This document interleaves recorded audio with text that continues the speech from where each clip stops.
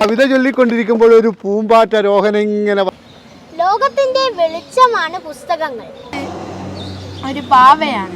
ചിന്തിക്കാതെ വായിച്ചു വളരണം. വായനയിലൂടെ നമുക്ക് പല ജീവിതങ്ങൾ അനുഭവിക്കാൻ പറ്റും. നമീഷ് പറഞ്ഞ ഈ ചേക്കുട്ടി എന്നുള്ള കഥ സത്യം.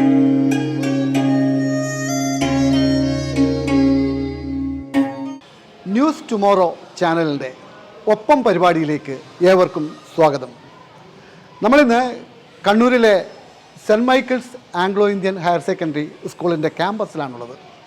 കുട്ടികൾക്കൊപ്പം അവരുടെ കഥയും കവിതയും പാട്ടുമൊക്കെയായിട്ട് കുറച്ച് നേരം നമുക്ക് അവരോടൊപ്പം കഴിയാം. ഒപ്പത്തിലേക്ക് എല്ലാവർക്കും ഒരിക്കൽ കൂടി സ്വാഗതം.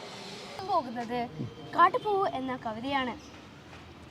ചിതറിത്തെറിക്കുന്ന ചിന്തകളിലെപ്പോഴും നിന്റെ പുഞ്ചിരിയൊന്നു മാത്രം. മഴവില്ലു പോലെ നീ മനസ്സിൽ തെളിയുമ്പോൾ ഉണരുന്നു എന്നിലെ മോഹങ്ങളും. ചിതറിത്തെറിക്കുന്ന ചിന്തകളിലെപ്പോഴും നിന്റെ പുഞ്ചിരിയൊന്നു മാത്രം. മഴവില്ലു പോലെ നീ മനസ്സ് തെളിയുമ്പോൾ ഉണരുന്നു എന്നിലെ മോഹങ്ങളും. കൃഷ്ണ തുളസി കതിർത്തുമ്പു മോഹിക്കും നിന്റെ വാർമുടി ചുരുളിലെത്താൻ. Okay okay okay.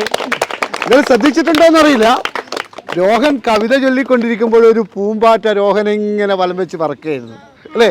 ഒരു പൂമ്പാറ്റ പോലും രോഹൻ്റെ കവിത കേട്ടിട്ട് ഇവിടെ നമ്മുടെ അടുത്ത് വരികയുണ്ടായി. വളരെ ഭംഗിയായിട്ട് മോനെ കേട്ടോ. ഇനി നന്നായിട്ട് കവിത ചൊല്ലണം കേട്ടോ.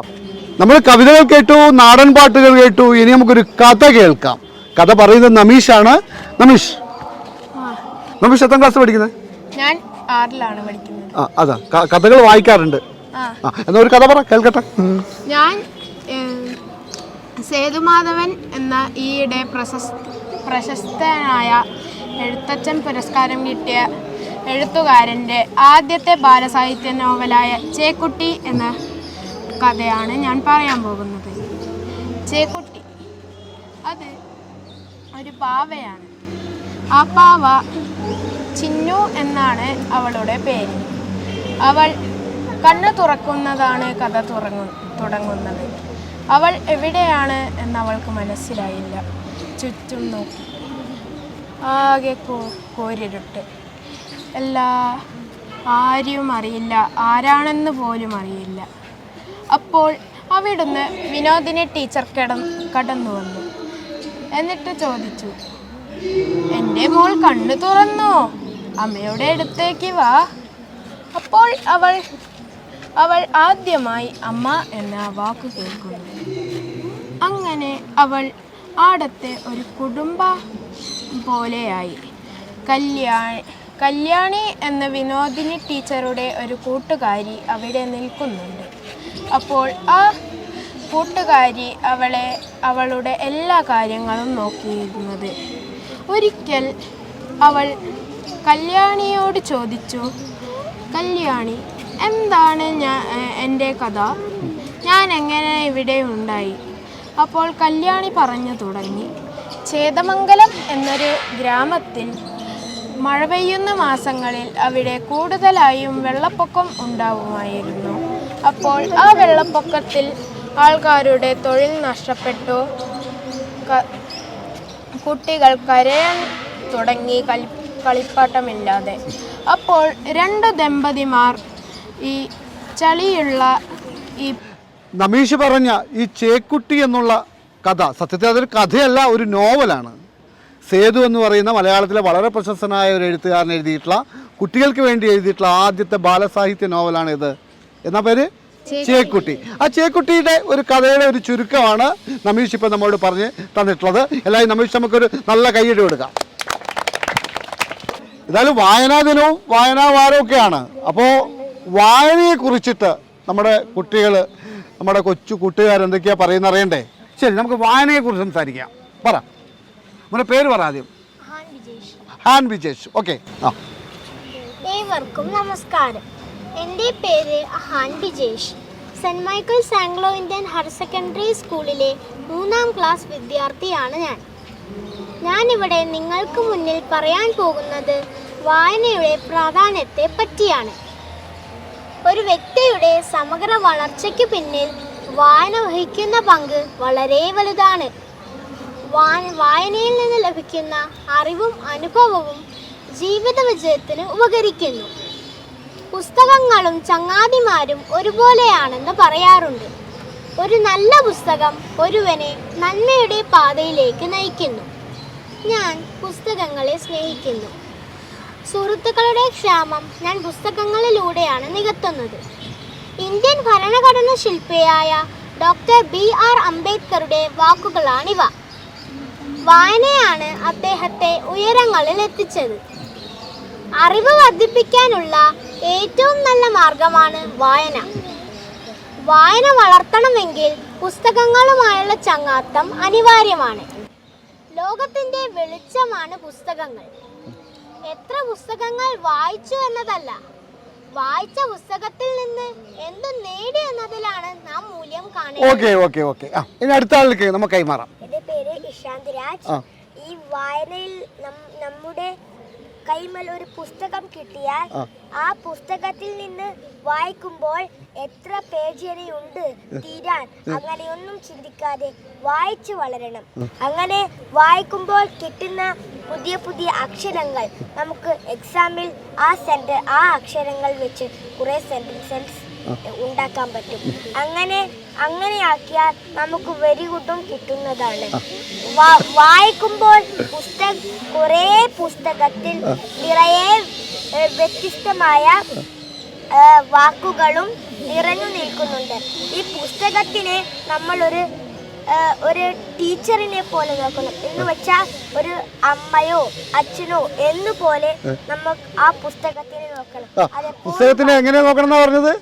പുസ്തകത്തിന് അച്ഛനോ അമ്മയോ അല്ലെങ്കിൽ ഗുരുനാഥനോ ഒക്കെ ആയിട്ട് കാണണമെന്നാണ് പറഞ്ഞിട്ടുള്ളത് അല്ലേ? മോന്റെ പേരെന്നാ പറയാ? ഇഷാന്ത് രാജ് പറഞ്ഞ കേട്ടല്ലോ. ഇനി അടുത്ത് ഇതിന് തുടർച്ചയായിട്ട് ആരാ പറയാ? നമസ്കാരം, എൻ്റെ പേര് ജാനവ് ജിജേഷ്. ഞാൻ സെൻറ് മൈക്കിൾസ് സ്കൂളിലാണ് പഠിക്കുന്നത്. ഇന്ന് ജൂൺ 19 വായനാ ദിനം. വായനയുടെയും അറിവിൻ്റെയും ലോകത്തേക്ക് നമ്മെ കൈപിടിച്ച് നടത്തിയ PN പണിക്കരുടെ ചരമദിനം. വായിച്ചു വളരുക, ചിന്തിച്ച് വിവേകം നേടുക എന്ന മുദ്രാവാക്യത്തിലൂടെ കേരളത്തെ വായനയുടെ ലോകത്തേക്ക് ഉയർത്തിയ ഒരു വലിയ മനുഷ്യനാണ് അദ്ദേഹം. വിദ്യാർത്ഥികളായ നമ്മുടെ കടമയാണ് ഉത്തരം നേടുക. അതിന് ഏറ്റവും പ്രധാനം വായനയാണ്.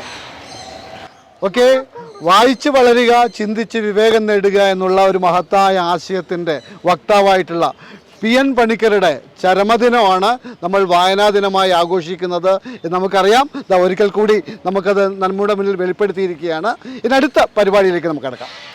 ഈ കുട്ടിക്കൂട്ടങ്ങൾക്കൊപ്പം ഈ വിദ്യാലയത്തിൻ്റെ പ്രമുഖ അധ്യാപകനായിട്ടുള്ള ഈ വിദ്യാലയത്തിൻ്റെ പ്രിൻസിപ്പളായിട്ടുള്ള മനോജ് സാറ് നമ്മോടൊപ്പം ഉണ്ട്. ഒരുപക്ഷെ ഈ കുട്ടികൾ ഇത്രയും മിടുക്കന്മാരും മിടുക്കികളൊക്കെ ആക്കി എടുക്കുന്നതിൽ അദ്ദേഹത്തിൻ്റെ പങ്ക് ചെറുതൊന്നുമല്ല. ഏതായാലും cent Michael's Anglo Indian higher secondary സ്കൂളിൻ്റെ പ്രിൻസിപ്പൽ ആണ് മനോജ് സാറാണ് ഇപ്പോൾ നമ്മോട് സംസാരിക്കുന്നത്. ഈ കുട്ടികളുടെ അടുത്ത മലയാളം പഠിക്കുന്ന, മലയാളം സാഹിത്യം, ഭാഷ ഇതൊക്കെ ആയിട്ടുള്ള കുട്ടികളുടെ അടുപ്പം അതെങ്ങനെയാണ്, നിങ്ങളുടെ സ്കൂൾ അതെങ്ങനെയൊക്കെയാണ് അതിന് വേണ്ടിയിട്ടുള്ള കാര്യങ്ങൾ ചെയ്യുന്നുള്ള കാര്യം ഒന്ന് ചുരുക്കിയിട്ട് പറയാം. നമ്മുടെ കുട്ടികളെ സംബന്ധിച്ചിടത്തോളം ഏറ്റവും പ്രധാനപ്പെട്ട ഒരു ആക്ടിവിറ്റി എന്ന് പറയുന്നത് വിദ്യാരംഗമായിട്ട് ബന്ധപ്പെട്ടാണ്. വിദ്യാരംഗത്തിൻ്റെ വിവിധ പദ്ധതികൾ ഇപ്പോൾ കഴിഞ്ഞ ദിവസങ്ങളിലായിട്ട് നീണ്ടു നിൽക്കുന്ന ഒരു ക്വിസ് പ്രോഗ്രാം അല്ലേ, പിന്നെ വീട്ടുമുറ്റത്തുള്ളൊരു വായന വെക്കേഷൻ നമ്മൾ നടത്തിയിട്ടുണ്ട്. പിന്നെ വായനയുടെ ലോകത്തേക്ക് കുട്ടികൾ പോകുന്നു അല്ലേ. നമുക്കിപ്പോൾ നഷ്ടപ്പെട്ടു പോകുന്ന ഏറ്റവും പ്രധാനപ്പെട്ട ഒരു സംഗതി വായനയാണ്. വായനയുടെ ഒരു ഗുണം എന്താണെന്നറിയാവോ? ശരിക്കും എന്താണ് നിങ്ങൾ നേരത്തെ പറഞ്ഞിട്ടുണ്ട്. നമ്മൾ വായിക്കുന്നതിലൂടെ ഏത് സ്ഥലങ്ങളിലൂടെ യാത്ര പോകാൻ കഴിയും.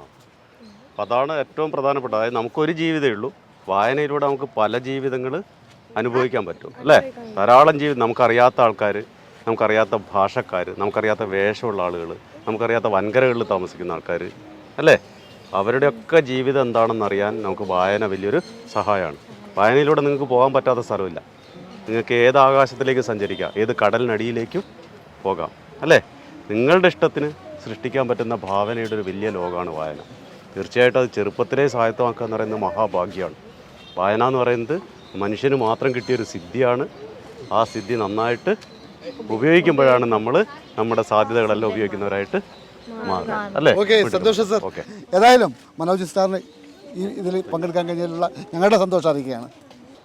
കാക്കിരി പൂക്കിരി തേന്മാവിൻ്റെ എത്താ കൊമ്പത്ത് കാക്കിരി പൂക്കിരി മാങ്ങകൾ അങ്ങനെ പഴുത്തു തൂങ്ങുന്നു. കാക്കിരി പൂക്കിരി പിള്ളേരങ്ങനെ ആർത്തു വിളിക്കുന്നു. കാക്കിരി പൂക്കിരി കാറ്റിൻ കയ്യുകൾ കൊമ്പു കുലുക്കുന്നു. കാക്കിരി പൂക്കിരി നാലഞ്ചെണ്ണം നിലത്തു വീഴുന്നു. കാക്കിരി പൂക്കിരി തേന്തുള്ളികളിൽ നാവിനു സമ്മാനം.